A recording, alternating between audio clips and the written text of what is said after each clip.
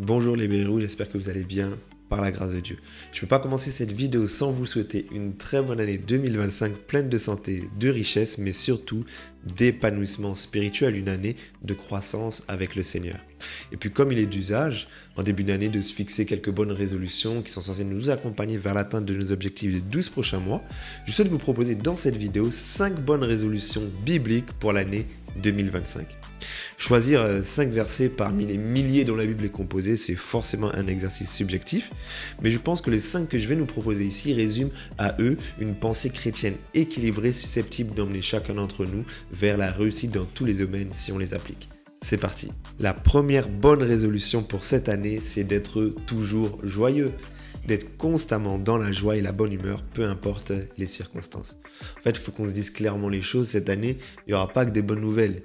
Il y aura aussi des temps difficiles, il y aura des combats, des adversités. Mais c'est maintenant, en début d'année, qu'on doit prendre la décision que peu importe ce par quoi on va passer, on ne laissera pas aucune situation nous faire perdre la joie que nous procure le Saint-Esprit. Cette recommandation, c'est l'apôtre Paul qui la donne lorsqu'il parle aux croyants de Thessalonique dans sa première épître, le chapitre 5, le verset 16. Il leur dit « Soyez toujours joyeux ». Et s'il leur dit, c'est que c'est possible. Notamment en gardant son cœur plus que toute autre chose, comme le dit Proverbe chapitre 4, verset 23.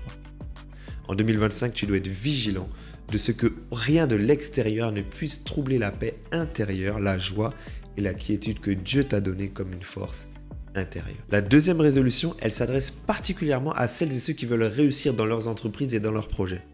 Elle est aussi très importante pour ceux qui veulent que leurs actions restent toujours conformes à la volonté de Dieu. Cette résolution, c'est simplement de méditer davantage la Bible. Josué chapitre 1 verset 8, c'est un texte qu'on connaît très bien qui nous dit que ce livre de la loi ne s'éloigne point de ta bouche, médite-le jour et nuit pour agir fidèlement selon tout ce qui est écrit. Car c'est alors que tu auras du succès dans tes entreprises, c'est alors que tu réussiras. La parole de Dieu, elle est dans ses orientations, sa sagesse, mais surtout sa puissance spirituelle, un outil indispensable pour toutes celles et ceux qui veulent atteindre des objectifs élevés, tant dans leur relation avec Dieu que dans les projets de la vie. Je te recommande vivement cette année de refaire de la Bible ton livre de chevet, ton carnet de bord, ton livre de poche. Médite-la jour et nuit et tu verras un changement radical dans ta vie. La Bible, en fait, c'est le manuel d'orientation, c'est le mode d'emploi de l'humanité. Cette année, la troisième résolution biblique que je te propose, c'est de réfléchir. S'il te plaît, réfléchis avant d'agir. Calcule avant d'entreprendre.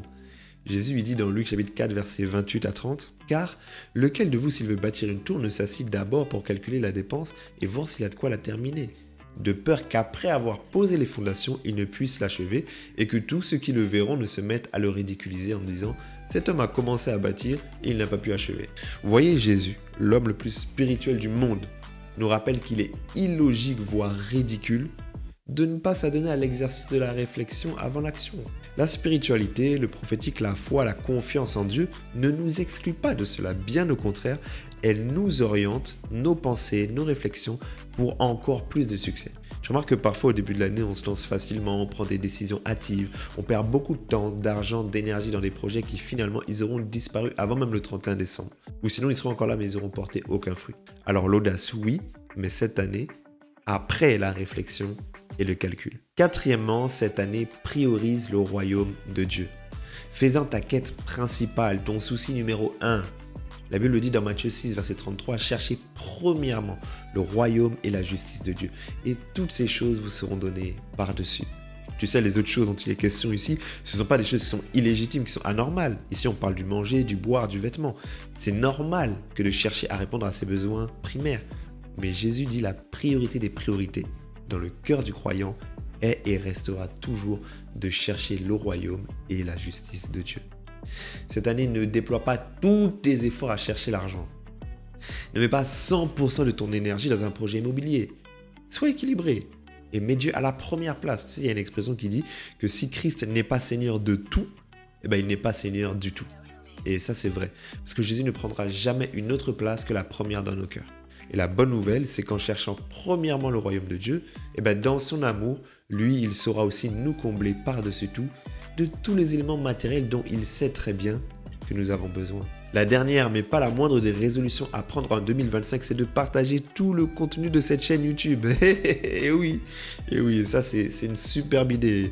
Et je vous vois déjà venir en mode ouais, mais ça devait pas être des résolutions bibliques, c'est pas biblique ça. Détrompez-vous, cher béret rouge. La Bible dit dans 2 Timothée, chapitre 2, verset 2, que ce que tu as entendu de moi en présence de nombreux témoins, confie-le à des hommes fidèles qui soient capables de l'enseigner aussi à d'autres. Autrement dit, nous avons la responsabilité de veiller à la transmission du message de l'évangile et à la continuité de l'élan missionnaire. On ne peut pas se satisfaire de rester juste des simples auditeurs. On doit aussi être des relayeurs. Et tu vois, peut-être que tu n'as pas le temps, peut-être que tu n'as pas encore l'assurance, peut-être que tu n'as pas encore le bagage pour pouvoir te filmer et parler publiquement de la Bible et mettre sur les réseaux sociaux, mais tu as au moins la possibilité de partager lorsque cette initiative, elle est faite par une autre personne, en vue du développement du mouvement chrétien. Je compte sur toi, la pérennité de l'évangile est entre tes mains. Il faut partager les vidéos en 2025. Voilà, nous sommes déjà à la fin de cette vidéo. J'espère qu'elle t'a plu et qu'elle aura contribué à ton édification. Si c'est le cas, n'hésite pas à mettre un pouce bleu et me dire laquelle des 5 résolutions que j'ai présentées tout à l'heure tu t'engages à appliquer.